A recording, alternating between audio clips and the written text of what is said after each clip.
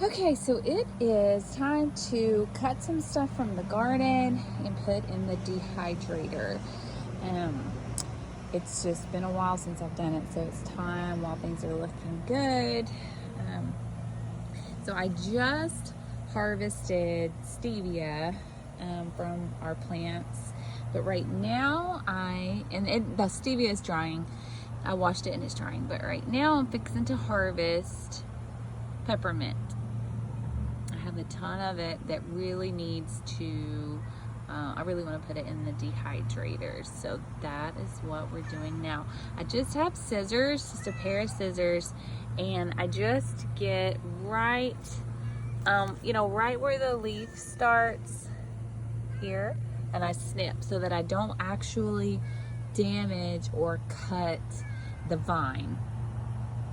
Because if I cut the vine, then obviously it's gonna die. Same way we are with Jesus. He is the vine and we are the fruit. And if we stay too far from him, things don't go well for us either. I love how the Bible shows us so many different ways that farming coincides with a lot of the parables that he uses to teach. I just think it's super cool, especially being a homesteader. So yep, let's get going. It's a slow process. All these little tiny leaves. I want to add, when you're harvesting and cutting your stevia, it is best to do it in the morning, the early morning, because that is when the leaf is going to be the sweetest. And so you don't really want to harvest them later than 9 a.m. And so for me, as just a rule of thumb, whenever I'm harvesting the stevia, I just go ahead and harvest my others, whatever it is I'm going to cut that day, in the morning as well, so that whatever the flavor is, it will hopefully stay at its highest, so that when we're eating it later, it tastes its very best. Oh, if y'all could smell this, my fingers smell like peppermint. It's amazing. Okay, got the peppermint leaves all on the tray. That is going. Okay, so we got zucchini, peppermint leaves, and 2 trays of stevia going in the dehydrator. All right, so now we're getting onions. These are what we call green onions, and I'm not pulling up the multipliers, and by multiplier, that's like, if you look down, you'll see a root ball that has several together. That's what is a multiplier. And when you pull that out, you just separate them and then keep what you want and just immediately replant the other back in the ground, and it will continue to grow. So I'm going to harvest the green tops and also the onion at the bottom and put that in the dehydrator. Lemon balm. Lemon balm is an herb and it is phenomenal. It is used for a lot of ways medicinally, which is why I grow it. It's great in teas.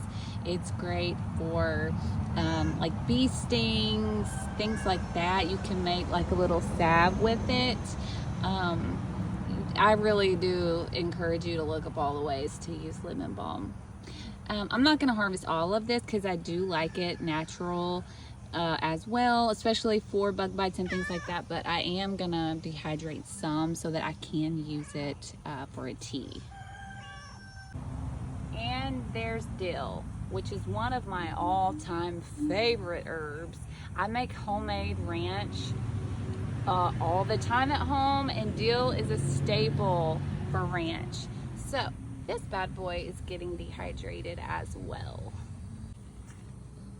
I have a little bit of sage growing. So to encourage new growth, I'm gonna go ahead and harvest some of this and dehydrate it while I'm doing everything else. I'm also harvesting the last little bit of the rosemary. This has been the worst rosemary plant I have ever had in my years of gardening. And I'm tired of looking at it. It's just not growing. So I cut it all down, and I'm just gonna go ahead and dehydrate that and have it for seasoning. I will start over with my rosemary. This bowl, my friends, is an aromatic delight. This is everything that I just came in with from the garden, and it is so delightful. The rosemary, the dill, the sage, oh, it's awesome. All right, all done. So everything has been washed and cleaned, and these are the onions. I cut off all the bad stuff. I'm dehydrating the whites and the green tops. Like I said, we call them green onions. These were a staple in my pawpaw's house. Oh my gosh, he always had them on his table, and he just picked it up and ate it like it was a carrot. So just the smell of these green onions makes me think of my sweet pawpaw.